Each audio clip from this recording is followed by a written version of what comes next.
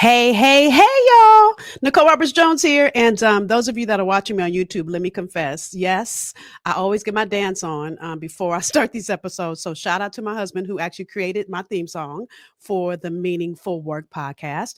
So I'm always excited and blessed to be here with you, give you tools that you live a life full of meaning and fulfillment in your work and your life, which, work takes up 80% of our lives. So I need you to understand my greatest wish and my calling is to give you tools to live as the highest and best version of who God created you to be. So before I start this episode, first, let me give a shout out to Tracy in Maryland who sent in this question. Nicole, how do you balance it all? How do you find time to do all the things you want to do in your life?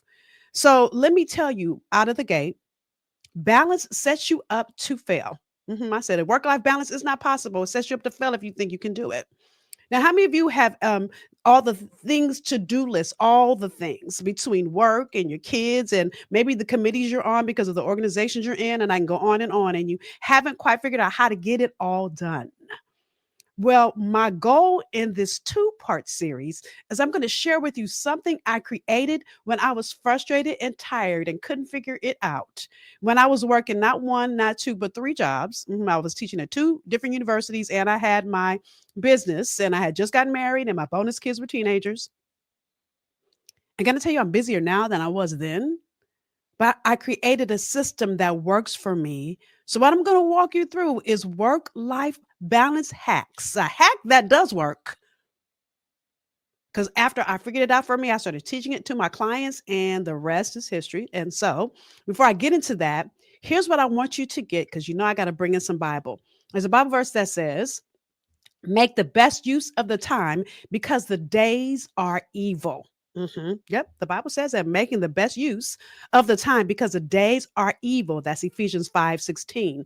But even if I look at the Bible verse before that, Ephesians 5:15 says, see then that you work circumvently, not as fools, but as wise. And if something's not working, listen, if you do something over and over and over again, and you keep doing the same thing and you expect a different result, isn't that called insanity? So I'm going to give you something that works. And before I do that, I had to look at this Bible verse in Tony Evans because, y'all know me if you've been here. By the way, tell me, is this your first time watching me in the comments? I forgot to say this. I love to read your comments, y'all. So don't just be looky-loos. As my grandmother would say, don't walk into this house and not speak. Well, you're in my virtual house today.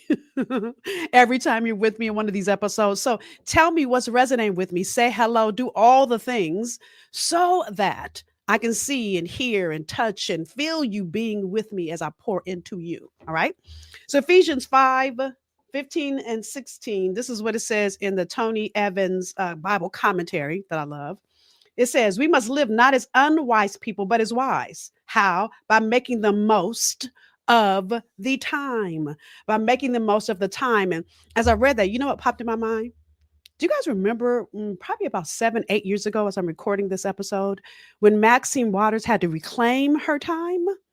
Those of you that don't remember, I'm going to play a quick clip from that moment when she reclaimed her time, and then we'll come back and I'll pour into you the hack that's going to make the difference. To the letter that I sent May 23rd. So, Ranking Member Waters, first of all, let me thank you for your service to California. Being a resident of California, I appreciate everything that you've done very much, for the community there. I don't want to take my time. I also have appreciated the opportunity to meet with you my time. Several times Reclaiming my when time. we were doing our Reclaiming my time. The time belongs to the gentlelady from California. I don't want to waste my time on me. I want to know about the May 23rd letter. You know about it. Why did you not respond to me and my colleagues? I was going to answer that. Just please go straight to the And answer. Mr. Chairman, I thought when you read the rules, you acknowledged that I shouldn't be interrupted and that I would have Reclaiming the my opportunity. time. What he failed to tell you was when you're on my time, I can reclaim it. Hello. When you are on my time, I can reclaim it. Love it, right? So my goal is that I give you the tools so that you can reclaim your time, that you don't have to be overwhelmed. You don't have to figure out how to be all things to all people. And I'm going to warn you right now, you will need part 1 and part 2. Part 1, I'm going to walk you through a system I created. Now listen, I read an article probably about 20 years ago by Ivan Meisner, who I'm going to call my silent mentor. Who really gave me permission in that moment as I was reading his article to not want to try to balance my time. See, work-life balance says that we can take our life and have equal parts to all the things that are a part of our life. And that's just not real. Again, I said it a few minutes ago. If work is 80% of our lives, how do we take the other 20 and think we're going to have equal time for both? Not real. So I learned something in that article. He shared some pieces and I've added to it.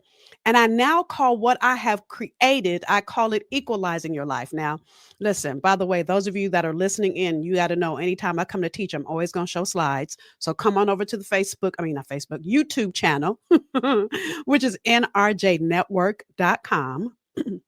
So there you see on your screen an equalizer. Now, when I read this article, immediately this popped into my mind. And I don't know if this ever happens to you, but when I get in my car, this doesn't happen as much as it used to, because now we have these cars that are easier adjusted. But back in the day, when I would get in my car, my husband loves his music full of bass, and I do not.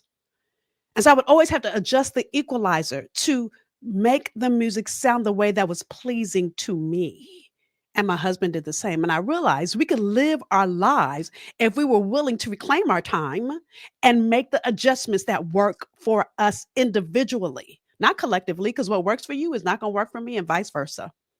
And so let me make sure you understand the difference between balance and equalize before I walk you through what I call equalizing your life. Instead of work-life balance, I call it equalizing your life based on that equalizer, right?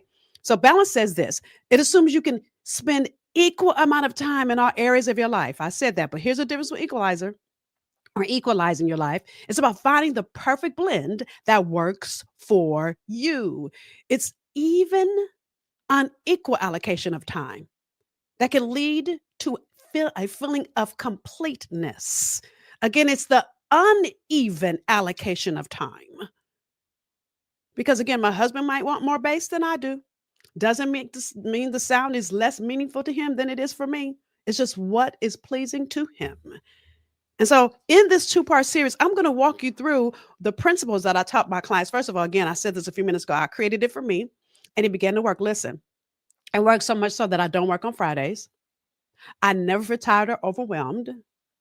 I never feel like I have a whole lot of things that I didn't get done. And listen, I'm in 3 organizations. I'm ahead of one committee in one. I'm on committees in the other 2. Running a business, running a household. I can keep going on. Tons of things going on, but I never feel like I'm in overwhelm. Why? Because I've equalized my life. And so I want to invite you into a journey where I'm going to walk you through exactly what I did to equalize my life. And then listen, when it began to work for me, I had a client that asked, just like Tracy did, Nicole, how do you do all these things? And I showed her my system, and then I showed another one, and then a corporation called. And so voila, I have a system that I'm going to walk you through, right? So in order to equalize your life, and by the way, those of you that don't have a pen, you know I'm getting ready to go in, okay? So there are 4 principles you need to equalize your life. 4, okay? They are the 4 ingredients that are a must.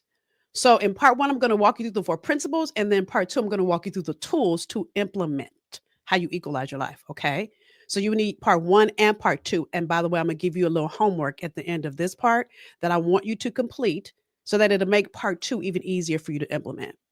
You ready? Now, let me just say this before I start. Those of you that are new to me, you need to understand I could care less if you're motivated or inspired in any of these episodes. If you don't implement anything, if your life doesn't shift, what's the point? If you're not growing and expanding who you are, what's the point of listening to these podcast episodes? So with that, get your pen. because I'm getting ready to go in, right? So, principle number one, principle number one for you to equalize your life is to be here now. What do I mean by that? Wherever you are, be there fully and completely, right? Now, to help you understand this, it makes me think of one of my clients. So I'm going to call her Kate for sake of not telling her business, as my mother would say, not putting her business in the street. So Kate, when she was working with me, she was the vice president of a department, not going to say which one, of a large department store that you definitely still shop at. And she was coming to me because she was in overwhelm trying to do all the things and couldn't figure it out. So I walked her through this Equalize Your Life system. Now listen, on a Saturday morning, I get a call from Kate, and I think it's weird because my clients don't typically call me on Saturday, but I always have the bat line available if you're stressed or overwhelmed. And so I answered the phone, and she said, and I'm going to quote what she said. She said, "Nicole, against my better judgment, I listened to you and went to brunch with my girlfriends this morning." Now, I say against my better judgment because I know that I'm going out of town on a business trip tomorrow, which would be Sunday, y'all. And I haven't spent any time with my son. And I'm feeling guilty. I'm feeling guilty because I hadn't spent any time with my son. So I go to brunch, and the entire brunch, I'm thinking about the horrible mother that I'm being, the fact that I haven't spent time with my son, and I'm feeling bad. And listen, she wasn't fully present, y'all. She wasn't enjoying the mimosas. She wasn't enjoying the conversation. She was thinking about all the things that she had not done with her son. So much so that she couldn't wait till brunch was over to get in the car to call her son. So she gets in the car. She calls her husband, really, because she knew her husband would be picking her son up from a birthday party. And when her son gets on the phone, he's so excited. "Hi, mommy." And she goes, "Why are you so excited, baby?" And here's what he said back. He said, "Mommy, you got to hang out with your friends, and I got to hang out with my friends. And now we get to hang out together." See, she was feeling guilty, and her son wasn't even thinking about her. She messed up her whole morning thinking that she was being a horrible mom and that her son was going to be mad at her and that she need all the things that she needed to do that she hadn't done as a mom. And again, her son wasn't even thinking about her. How many times are you in one place thinking about another and you don't get to value the moment that you're in? Listen, they call today the present. This moment we're in is a present. So my encouragement to you is to be fully in your now. Listen, let me put this up here before I start going in because I'll start saying these things that are on the slide. You get to have a full life. You don't have to let anything go. You can enjoy wherever you're doing in the moment without guilt or stress. When things come up, write them down and you make room to do them later. So what do I mean by that? So like if I'm having dinner with my husband, which is one of my priorities, every night dinner with my husband, if I remember, oh, I forgot to send out an email, I don't go and send the email and say I'll be right back, even though my office is right above my dining room. I don't do that. I write it down and I'm fully present. If I'm on a call with a client and I remember, oh, I forgot to buy my girlfriend, or I forgot to text my girlfriend happy birthday, or I forgot to buy something for one of my grandkids. And yes, I say grandkids. I can't believe I just said that out loud. But anyway, if I remember that, I don't stop it in that moment and do it. I write it down so I can be fully present. The other thing that messes many of us up is we think we're going to remember and you won't remember. But in order for you to be fully present, not feel guilty, not feel like that moment is taken away from you, write it down so you can do it later. So that's principle number one. Be here in this moment now, fully and completely. Principle number two, which goes with number one, is what story are you telling yourself? What story are you telling yourself? Listen, my client Kate was telling herself that she was not a good mom. And 9 times out of 10, that story that you're telling yourself makes you feel guilty, makes you feel like you're not good enough, makes you feel like all the things that are not true to who you are. To help you with this, I want to support you. So you're not beating yourself up. So you're not sitting in the moment thinking of all the things you're not, but you're able to be fully and completely in the place you're in without the story that's telling you that you shouldn't be here or that you're not a good enough mom or you should be at this other meeting or you need to work late or whatever that might be. See, all those things are what I will call a lie. See, what happens is somewhere in your lifetime, mine too, somebody said something to you, did something to you that made you believe a lie. So my friend, as an executive who had never seen a mother as an executive, didn't have an example. So that made her come up with a story of all the things that she should be as a mom. And somewhere we sign up for these shoulds that aren't even real. So to support you with this, I want to walk you through an exercise, and this is dropped in my spirit, y'all. So listen, I'm going to walk you through this exercise. That's going to help you. Let me pull it up. It's called Expose the Lies, or Expose the Lies. Let me tell you why this story is powerful. And I learned this from my mentor years ago. It's powerful because, again, we walk through life and we don't realize that we have signed up for the lie instead of owning our truth. And that's what the lies are based on, a story that you're telling yourself. So part one in this exercise is you do part one with a pencil. It's a 4-part exercise. Okay. This is called, again, Expose the Lies. Okay. Expose the Lies. Part one, you do in pencil. And I want you to write down every lie. Write your first lie. I'm not smart enough. I'm telling you my lies out loud. Then skip 6 lines. I don't make enough money. Skip 6 lines. I'm not a good enough mom. Skip 6 lines. I'll never lose this extra weight. Skip 6 lines. I can't even say it. Right? And I want you to really sit with it because your lies become second nature. Your lies have been with you for so long. Listen, when I say I'm not good enough, that started at 5 years old for me, when I wasn't Black enough in my neighborhood. That seed got planted in that moment that then got watered and grew and grew and grew, kind of like Gremlins. Y'all remember that movie? Your lies grow. And then they have the nerve to sit in your, not just in your present, they sit in your future and they get bigger because you haven't done the work to dissipate them.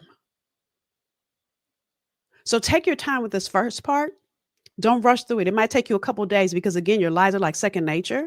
So what I would suggest is at least give yourself 48 hours and it not be over a weekend, that it be during a week. It needs to be time where you're at work, because sometimes your boss will call you into a meeting and maybe you don't speak up because you don't feel like, oh, I can't speak to that. Who said that? Who said you can't speak to that? Real quick story. I remember getting invited. A speaker of the state of California had created this program and it wasn't working. I'm going to tell the quick version of the story. I might tell the whole version in another episode. And I got invited with the who's who of LA, who's who of business, all the people I'd seen in newspapers. I'm like, oh my God, they're in this room. How did I get in here?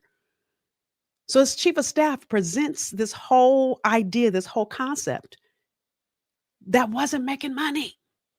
And when he asked for recommendations, nobody said anything. And I had all these ideas and I said, okay, Nicole, this is your jam. You can see holes in programs. This is what you do, girl. Raise your hand. I had to talk to myself. I raised my hand and I started asking questions and making recommendations. Let me tell you something. The speaker took what I said, created and added to the program that then increased 85%. But I had to expose the lie in the middle of that room that was saying to myself, who am I to be in this room? And how dare I even think that I can actually help grow this program? But guess what I did?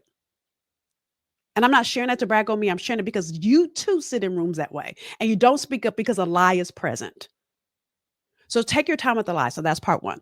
Part two. So again, part one's in pencil, y'all. Part two is go back with the pen and write the truth about every lie. When I say I'm not smart enough, I say I'm perfectly capable. I am phenomenal at developing programs. I am great at career development coaching and helping people see how to align their gifts with their career, their role. And then I can list all the times I've done it. When I say I'm not a good enough mom, and this is how I felt because I was a bonus mom, right?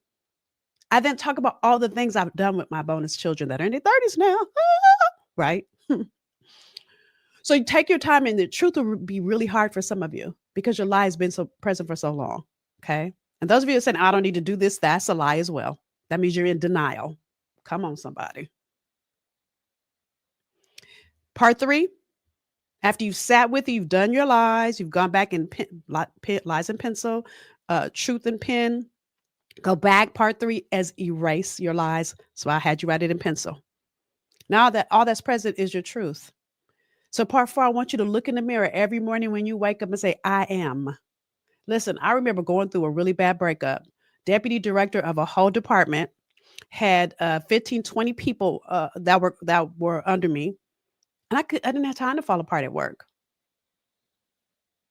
I had to take myself in the bathroom and read my truth to myself, to remind myself of who I was, to not be exposed by the lie of what he had, the decision he had made.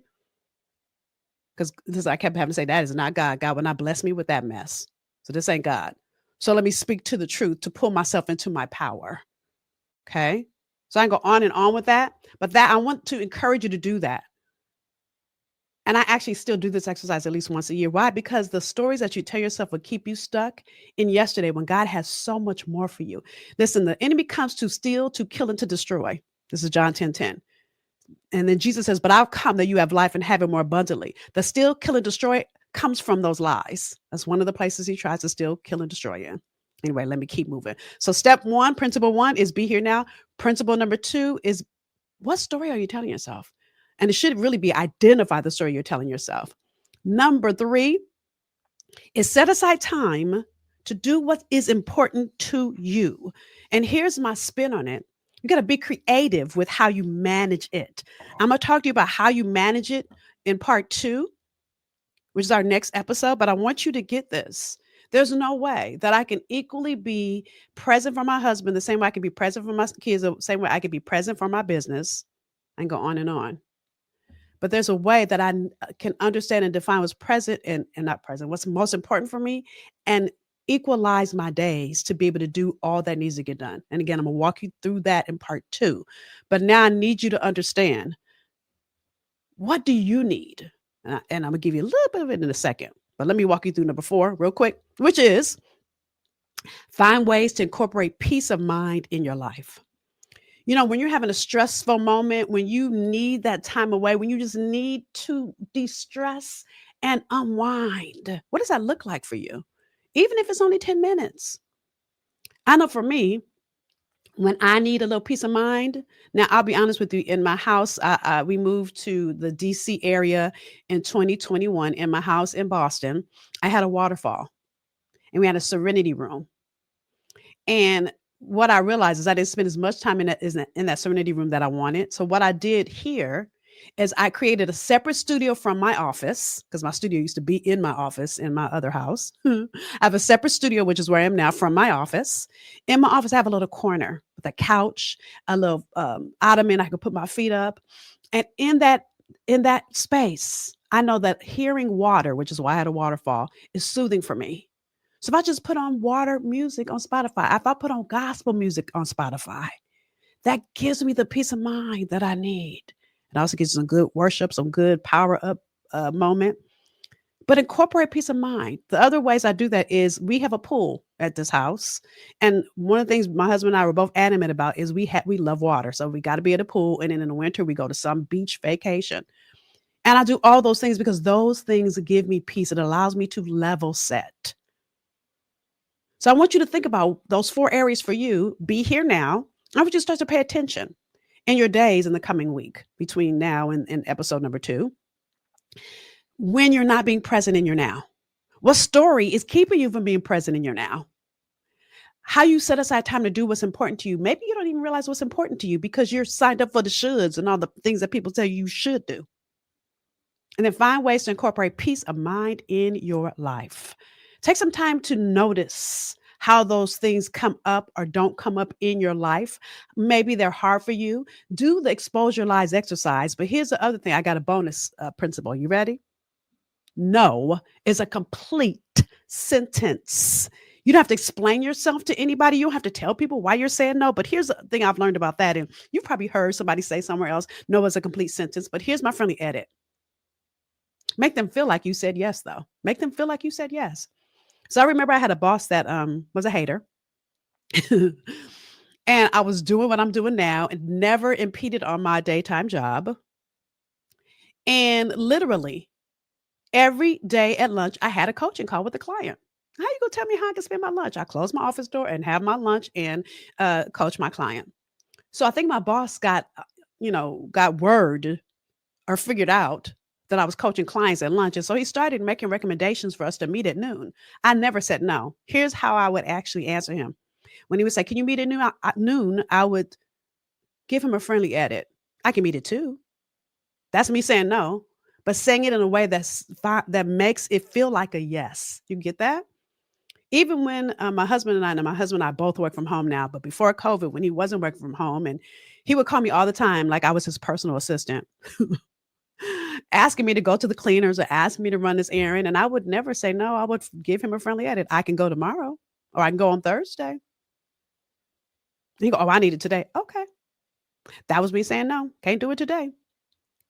So again, you've got to begin to look at how do these 5 areas show up, come up for you. Spend some time and do the work this over the next week before you watch episode number 2. Now, here's the your homework. Now, when I went to life coaching school, and I did go to life coaching school, listen, can I out myself for a second? I didn't get certified as a life coach because I realized I had a master's degree in social work, which superseded the stuff I was learning. I'm like, I learned this stuff times 20 in my master's degree program. So I didn't get licensed, but I did go through courses in my life coaching.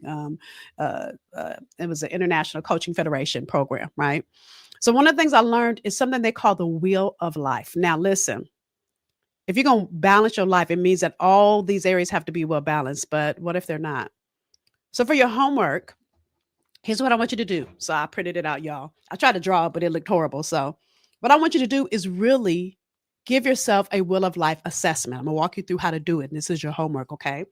So the middle of the circle here, let's say that's 0. At the end of each section would be 10. So I want you to rate yourself from 0 to 10, how you feel about each area of your life. So I'm going to walk through this. Okay. So let's say my business career, I feel like I'm at a 5. I'm going to draw a line here at 5. And by the way, the numbers are on the page for you. Finances, let's say I feel like I'm at a 3 because I want to make more money, right? My health, let's say I feel like I'm at a 7. You guys walking, see where I'm going? Family and friends, my relationships. Let's say I feel like I'm at an 8. Let's say my romance, I feel like I'm at a 9. Personal growth, I feel like I'm at a, let's say 6. Fun recreation, which is me taking time off and doing things that I want to do outside of work. Let's say I feel like I'm at a 5. And physical environment, meaning where I live and the environment around me. Let's say I feel like I'm at a 7. Okay. So you guys see? So if I connect each of these and these become my wheel, guys watching me connect them. Those of you that are listening, you can't see me connecting my dots, right? Do you see? If this was my wheel of life, look at the wheel on the inside of there. If that was my wheel, can you imagine what my life would be rolling like? How bumpy it would be? So take some time and don't try to say, oh, let me improve. Don't worry about that. We'll work through that in part 2. Take some time and really sit with this exercise. And by the way, this handout and the Expose Our Lies handout down in your show notes. Do both of these. Take some time and really sit with where you are. And part 2, I will walk you through the tools. I got you. Don't worry. I'm going to show you everything to do it, everything I just told you. But I need you to sit with it first.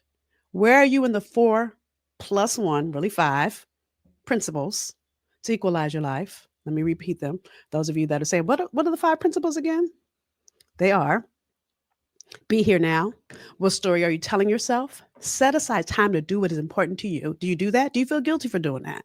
Find ways to incorporate peace of mind in your life. Maybe you don't even know what peace of mind looks like. And then know as a complete sentence is our 5th bonus step. Spend some time sitting with all of those. Take some time and do your will of life, and let's look at where you are. And I'm going to give you the tools to implement how to equalize your life. I just gave you the principles. Now, next episode, I'm going to give you the tools, right? So as we end this conversation, I want to hear from you. I want to know how this has helped you. I want to know questions you have. I want to hear it all. So please take some time and write comments. Number 1. Number 2, share.